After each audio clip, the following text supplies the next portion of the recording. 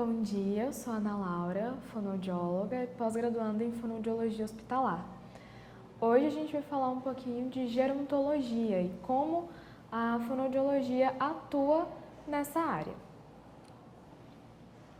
Para a gente entender um pouquinho dessa atuação da fono, a gente tem que saber antes o que é a gerontologia, que é o estudo multidimensional do envelhecimento e da velhice. Então, ele vai estudar todos os aspectos biológicos, psicológicos e sociais do idoso e qualquer outro assunto relacionado a essa população. Os profissionais da gerontologia, eles têm formação diversificada e eles interagem entre si como equipe e com o geriatra.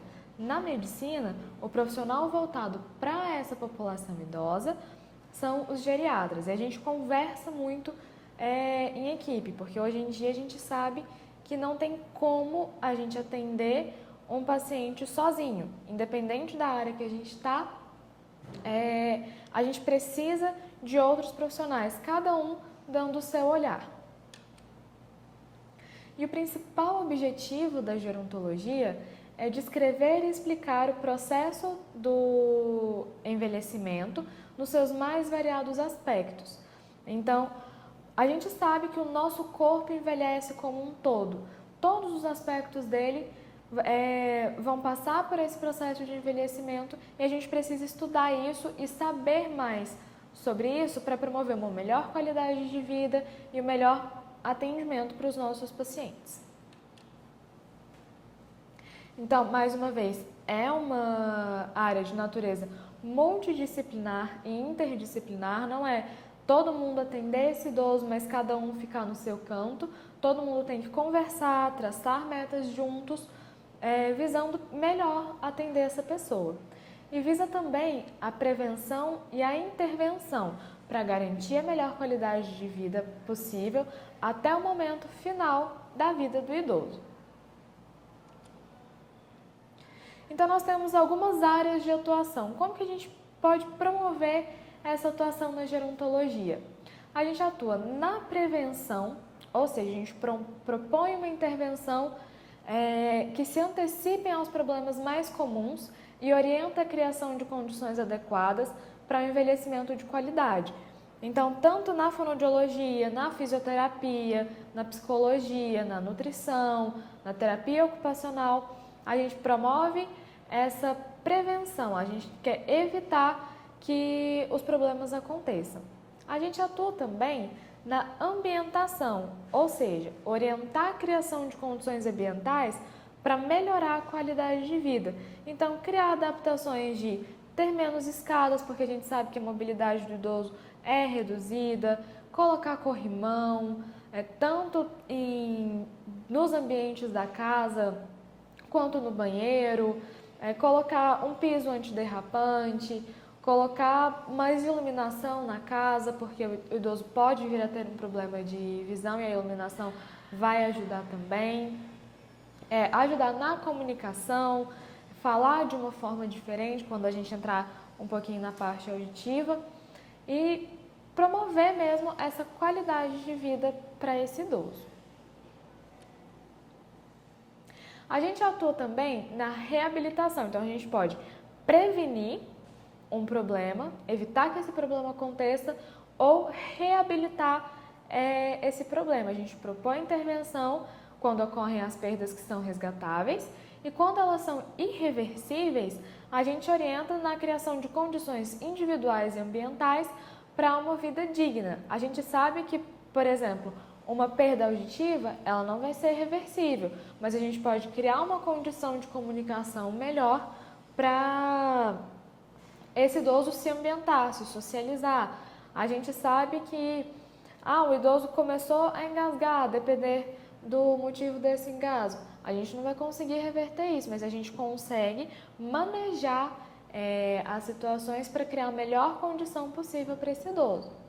E a gente atua também nos cuidados paliativos, que propõe intervenção quando ocorrem doenças progressivas e irreversíveis, abrangendo aspectos físicos, psíquicos, sociais e espirituais. com atenção estendida aos familiares, visando o maior bem-estar e a dignidade do idoso até a sua morte. A gente sabe que cuidar de um idoso é muito desgastante, é uma população que demanda muita energia, que demanda muito tempo, então a gente tem que ter um olhar também voltado não só para o idoso, para a gente promover essa qualidade de vida para esse idoso. A gente precisa manter a qualidade de vida também para os cuidadores, para a família, para quem está perto, para quem convive com esse idoso, porque realmente não é fácil. São pessoas que muitas vezes se deixam desgastar emocionalmente também pelos problemas e a gente tem que saber lidar bastante com isso. Então a gente junta todo mundo e tem um olhar especial para o idoso e um olhar especial para aqueles que convivem com eles. Mas agora a gente pensa como que a fonoaudiologia atua na gerontologia. O que a gente da fono faz com esse idoso?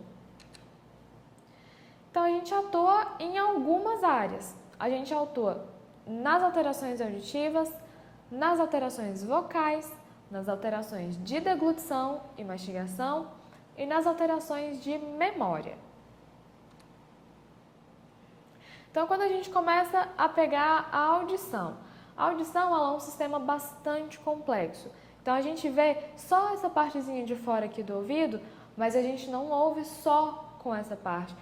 Para esse som chegar no nosso ouvido e o cérebro conseguir interpretar, a gente tem um caminhozinho bom aí.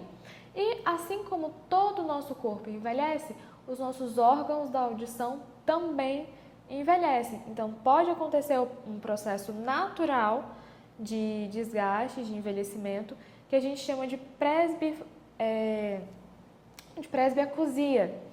Então, essa perda auditiva decorrente da idade. E aí, como que a gente vai atuar nessa reabilitação auditiva? A gente pode fazer a indicação do aparelho auditivo, obviamente, sempre em conjunto com o médico otorrinolaringologista, para a gente ver qual a melhor opção de reabilitação para esse idoso. E a depender da resposta desse paciente, a gente faz esse trabalho principalmente com o aparelho auditivo. A gente também atua no zumbido. O zumbido é uma sensação que essa pessoa tem que fica um barulhinho no ouvido. Então, muito idoso chega pra gente e fala que tá com um grilo cantando o dia inteiro no ouvido, que tem uma chaleira, que tem uma cachoeira, asa de borboleta, asa de mosquito, um apito muito fino. São vários tipos de zumbido e são várias as etiologias do zumbido também. Então, a gente tem que ver qual a causa desse zumbido, se ele está associado ou não a essa perda auditiva, e a gente pode tratar esse zumbido a depender da sua etiologia. Existe zumbido que a causa vai ser uma causa que necessita de medicação, outras vezes não. A gente na fonoaudiologia a gente faz uma reabilitação, a gente faz existe aparelho, existe o TRT, que é um tipo de terapia que a gente desensibiliza esse zumbido. A gente tira o foco desse zumbido e a gente ajuda a ter uma qualidade de vida melhor, principalmente durante o sono. Pessoas que têm zumbido, principalmente o idoso, que tem mais sensibilidade, eles se queixam muito que o zumbido fica mais audível à noite, fica mais alto à noite, eles percebem melhor. Então, a gente maneja esse zumbido para amenizar essa sensação. A gente tem também a atuação no idoso com a queixa de tontura e desequilíbrio. A gente sabe que o idoso também, ele perde um pouco desse equilíbrio, então a tendência do idoso é andar mais devagar, é se desequilibrar, cair, ficar tonto também acontece. Então a gente procura saber qual a causa desse desequilíbrio, qual a causa dessa tontura. E a gente ajuda, mais uma vez, juntamente com o médico, a gente ajuda a estabilizar no máximo possível para que esse idoso consiga ser autônomo na maior parte das suas atividades. Uma queixa muito comum também com relação à audição são as queixas de dificuldade de compreensão de fala. Então, é aquele famoso idoso que chega pra gente e a gente fala uma frase e ele fala, hã? E aí a gente aumenta um pouquinho a voz e aí ele já fala, não precisa gritar comigo, porque eu não sou surdo. O que acontece? Por causa da perda auditiva, a gente tem uma diminuição do campo auditivo.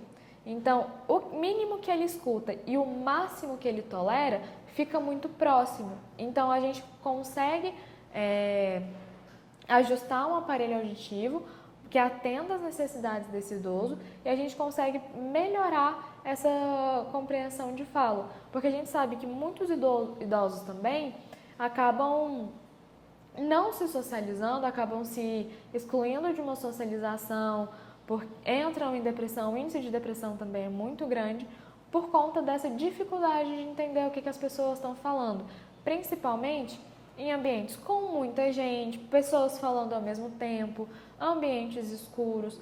Então, enquanto a gente não consegue o aparelho, o que a gente pode fazer com esse idoso?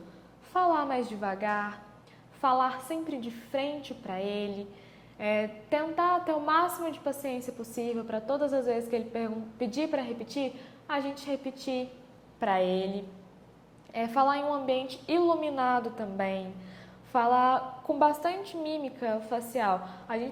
Vocês já devem ter percebido que quando a gente fala com o surdo mesmo, que precisa de um intérprete de Libras, por exemplo, o intérprete ele faz muita expressão facial e a gente precisa fazer isso também para o idoso, porque ele vai ter essa dificuldade de perceber a fala. Então a gente tenta compensar e ajudar esse idoso na compreensão dessa fala. Temos também a sensação do ouvido tampado. Então, o que vai acontecer? A gente tem um tubinho no nosso ouvido que ele vai ligar o ouvido no nosso nariz. Esse tubinho está mais ou menos nessa região aqui. O que vai acontecer? Esse tubo, ele serve também para equalizar a pressão. Então, a pressão que a gente tem dentro do ouvido e a pressão que a gente tem aqui fora no ar, ela precisa ser igual. Essas duas pressões precisam ser iguais. E quem regula essa pressão é esse tubo, que é a tuba faringotimpânica. Então, ele precisa funcionar direitinho para poder promover esse equilíbrio da pressão. No idoso, às vezes por uma questão de hipotonia muscular e afins, esse tubo que deveria estar fechado, ele fica um pouquinho aberto. E aí pode causar esse desequilíbrio da pressão e causar essa sensação do ouvido tampado. Então a gente tenta ajustar essa qualidade também, porque essa sensação ela vai perdurar e vai dificultar também a compreensão de fala. Já quando a gente fala de voz, é uma coisa também bastante perceptível. A voz no idoso, ela altera também. Porque, assim como o nosso corpo envelhece, mais uma vez, a audição envelhece, a voz também envelhece. Os órgãos da fala também envelhecem. Então, o que a gente pode ter de características de fala no idoso? Uma diminuição da velocidade de fala, porque o processo para falar é mais lento. Então, ele demora um pouquinho mais para poder compreender o que a gente falou. Então, o cérebro vai demorar um pouquinho mais para planejar a fala desse idoso. Consequentemente, ele vai falar um pouco mais devagar também. A voz desse idoso, o som que sai da garganta desse idoso é uma voz mais baixa e uma voz mais fraca. Então, é aquele idoso que parece que está sempre cansado quando ele vai falar. Por quê? Ele pode realmente estar cansado. A musculatura que a gente usa da voz, principalmente da laringe, ela pode ficar uma musculatura astênica, uma musculatura fraca, promovendo essa voz mais baixa, porque não vai ter uma contração tão eficiente para emitir esse som. A voz trêmula também é uma característica principalmente de idoso com algum tipo de demência, algum tipo de doença neurológica, indivíduos parkinsonianos, com Alzheimer também. é uma característica muito comum. A rouquidão, o que é a rouquidão? É um desajuste da vibração da prega vocal. Então, a nossa prega vocal, ela é como se fosse um Vzinho. Ela está pregada aqui na frente e aqui atrás ela está aberta. E ela precisa vibrar. Essa vibração promove o som. Quando a gente tem um desajuste dessa vibração, essa vibração não está acontecendo tão bonitinha quanto deveria, a gente tem essa rouquidão. Então, a gente vai ver qual a causa dessa rouquidão. É só um desajuste da musculatura? Ou tem um refluxo associado? Ou tem alguma alteração de estrutura? Tem um nódulo de prega vocal? Tem um pólipo? Tem uma fenda? A gente vai ver o que acontece e aí como a gente vai saber disso? Fazendo um exame de imagem. Para isso, a gente precisa de um médico otorrinolaringologista para fazer o exame e a gente da fonoaudiologia acompanha esse exame para a gente ver como que está essa dinâmica da fonação para a gente traçar uma melhor estratégia de terapia. Uma queixa também que pode ser comum no idoso é a odinofonia. O que é isso? É a dor ao falar. Então, o idoso vai falar e a garganta dele dói muito. E aí a gente, mais uma vez, precisa de um exame de imagem para saber o que está acontecendo ali. Se tem alguma alteração, alguma coisa nessas estruturas da fala que dificultam essa produção vocal do idoso. A gente tem também o cansaço ao falar. É aquele idoso que vai falando e aí parece que ele não vai conseguir falar porque ele está muito cansado. A gente tem uma relação muito grande de voz e respiração. A gente precisa ter essa coordenação para conseguir falar. Porque o nosso ar entra pelo nariz, vai passando por toda essa região até chegar no pulmão. Quando ele vai sair do pulmão, na expiração, esse é o momento em que eu vou falar. Porque o ar sai do meu pulmão, chegou em prega vocal, vai fazer uma pressão. Essa pressão vibra a prega vocal está lá, vibrando. E essa vibração promove um som. Esse som sai da garganta e vem para as caixas de ressonância que a gente tem. Nariz, boca, os ossos do crânio e da face são ressonância também. E a gente articula esse som. Então, se a gente não tem uma boa coordenação de respiração, a gente não tem uma boa fala. E pode ser que nesse idoso ele tenha alguma insuficiência respiratória, que vai afetar também a fala e mais para frente a gente vai ver a deglutição também. E a gente tem aquela voz soprosa. O que é uma voz soprosa? Tá? Aquela voz assim, que a gente vai falar e no lugar da prega vocal vibrar, igual ela tem que vibrar, ela não vai fechar tudo não, vai ficar um espacinho e esse ar vai escapar. Então, quando o ar escapa, a gente acaba tendo uma voz soprosa. E o que pode causar essa voz soprosa? Justamente a hipotonia muscular. Essa prega vocal ela não fecha direitinho, ela pode não ter uma força suficiente para fechar, e aí a gente tem essa voz soprosa. Então, a gente vai analisar o que está acontecendo com a voz desse idoso e a gente promove a terapia para melhorar essa qualidade de voz do idoso. Alterações de memória. Não só um paciente com Alzheimer, mas pacientes idosos em geral têm uma certa dificuldade com a memória. Esquecimento de informações importantes com frequência. Esquecer, por exemplo, dia da semana, meses do ano, nome de familiar, começa a confundir. Isso promove uma confusão na fala, o idoso pensa uma coisa, fala outra, e aí a gente tem que ver o que está acontecendo com essa memória. Então, aí a gente precisa de um neurologista para ajudar a gente, então a gente vai fazer uma investigação em conjunto. A gente vai ver como que estão essas estruturas, o cérebro está trabalhando direitinho, do jeito que deveria, do jeito que a gente espera para essa idade, ou não, tem alguma alteração.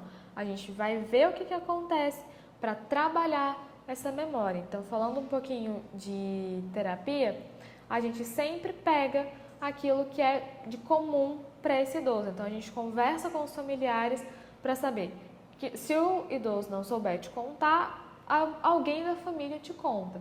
Então, a gente vai procurar saber o que essa pessoa fazia quando ela trabalhava. Ela trabalhava, não trabalhava? O que ela gostava de fazer? O que ela gostava de comer?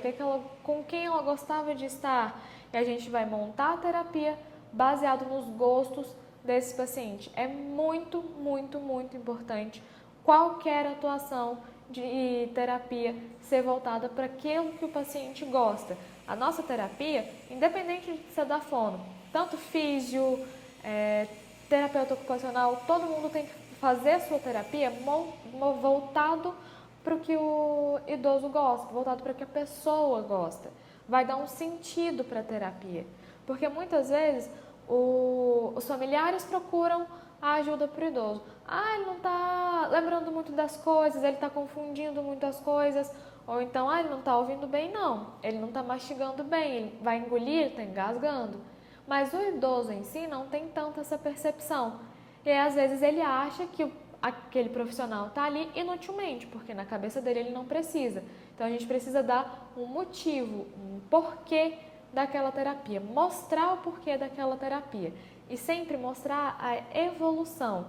É bom a gente saber o que estão fazendo com a gente e o quanto a gente melhorou naquilo. Se a gente procurou essa ajuda, a gente quer melhorar. Então a gente mostra para a pessoa, mostra para esse idoso como que ele está melhorando nesse tempo de terapia. E aí a gente tem também a disfagia. O que é a disfagia? A disfagia, ela é atualmente classificada como um sintoma. Ela não é uma doença em si, ela é considerada um sintoma decorrente de alguma coisa que está errada.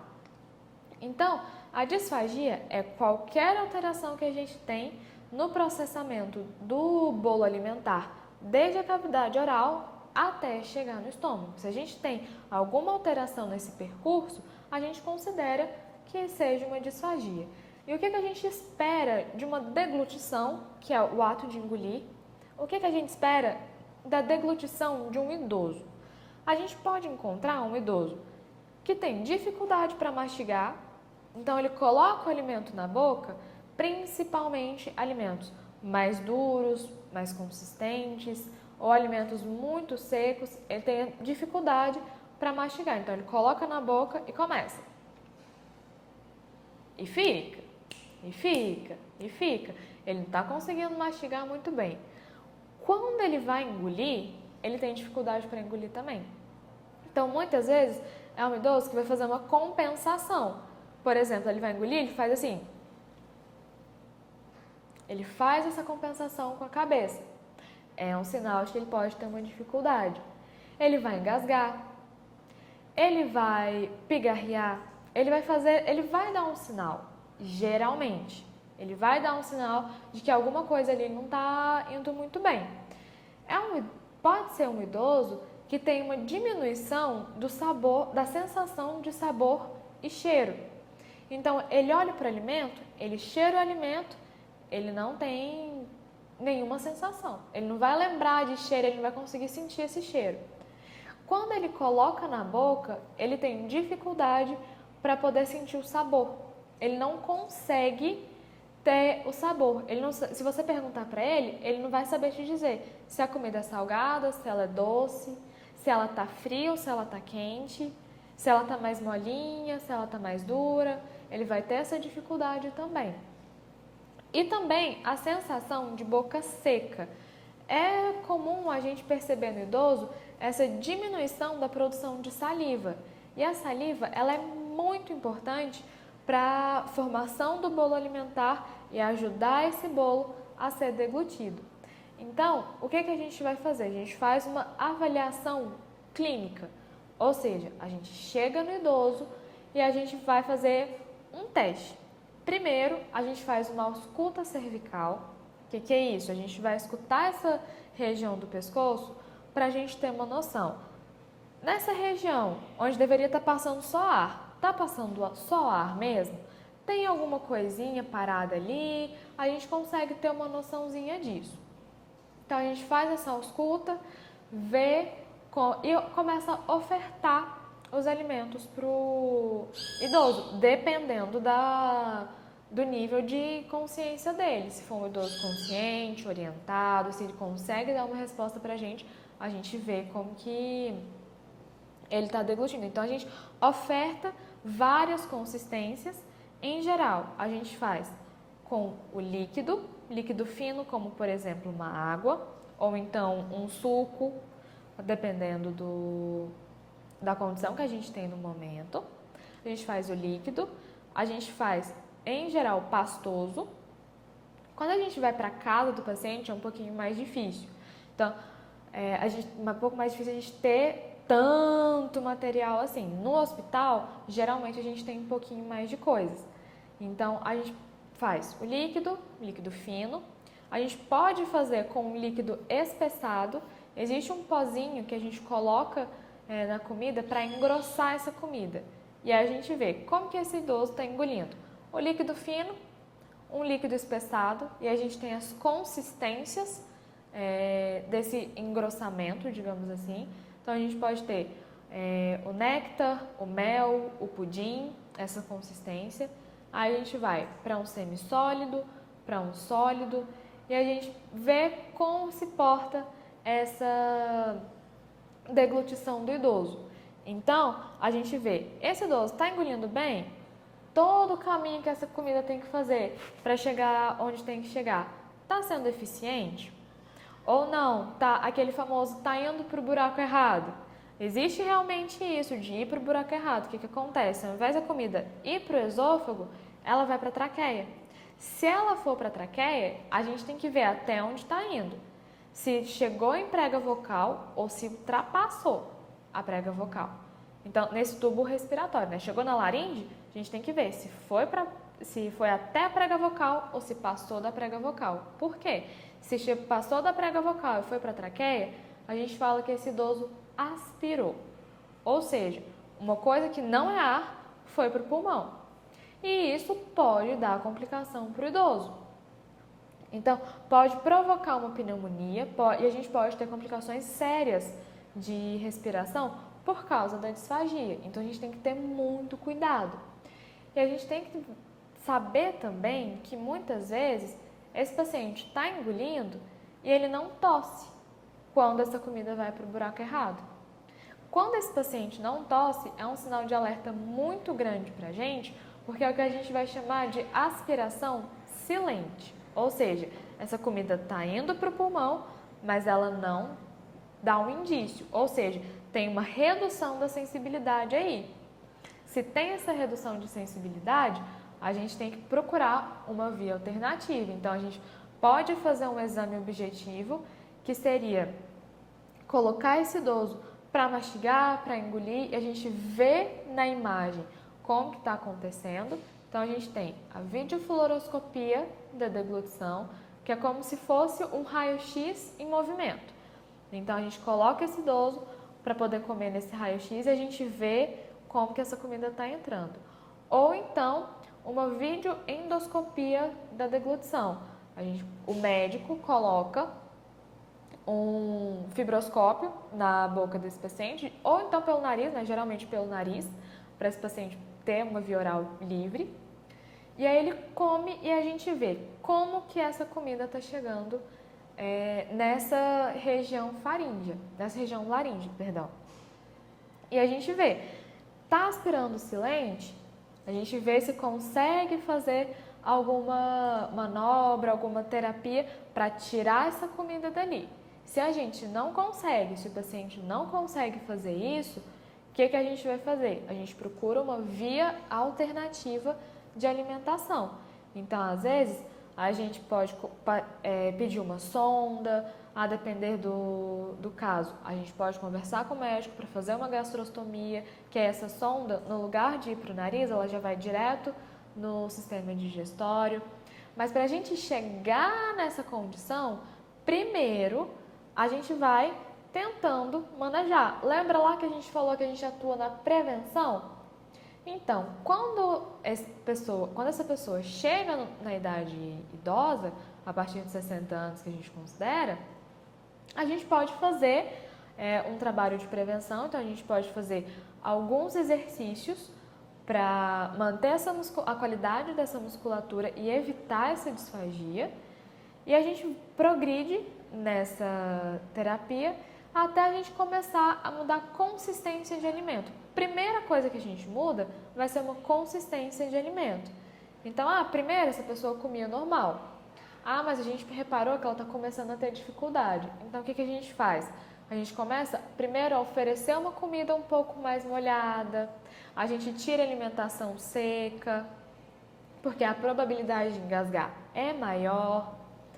Não, agora mesmo com a comida mais molhada, está tendo um pouquinho de dificuldade. A gente vai diminuindo, facilitando essa consistência de alimento. Então, a gente tirou o seco, tirou o sólido, porque já não consegue mastigar direitinho mais, principalmente idoso que usa prótese, dentadura, que principalmente as que estão mal adaptadas, eles têm muita dificuldade, então preferem não usar. E a gente opta por oferecer alimentação, por exemplo, pastosa, que vai ser uma coisa que ele vai conseguir comer, e a gente precisa da ajuda do nutricionista, para esse paciente não cair em desnutrição.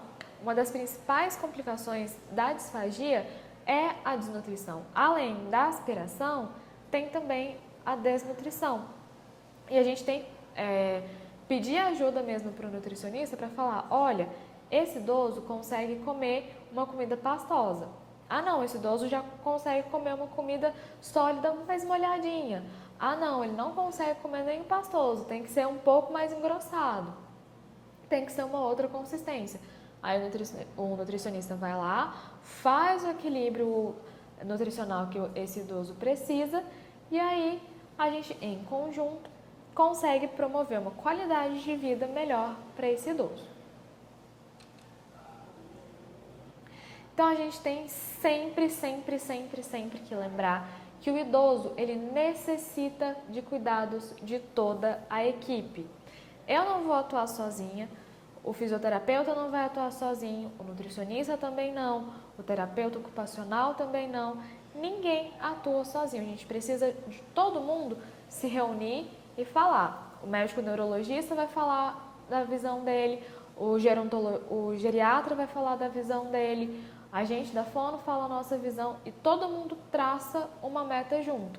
Então, qual que vai ser a nossa principal meta com esse paciente? É manter ele comendo pela boca? É manter a nutrição?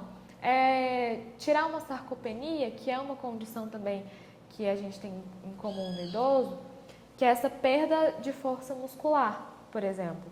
Então, a gente da fono vai trabalhar cabeça e pescoço para melhorar aqueles aspectos que a gente comentou, para melhorar a voz, para melhorar a mastigação, para melhorar a deglutição.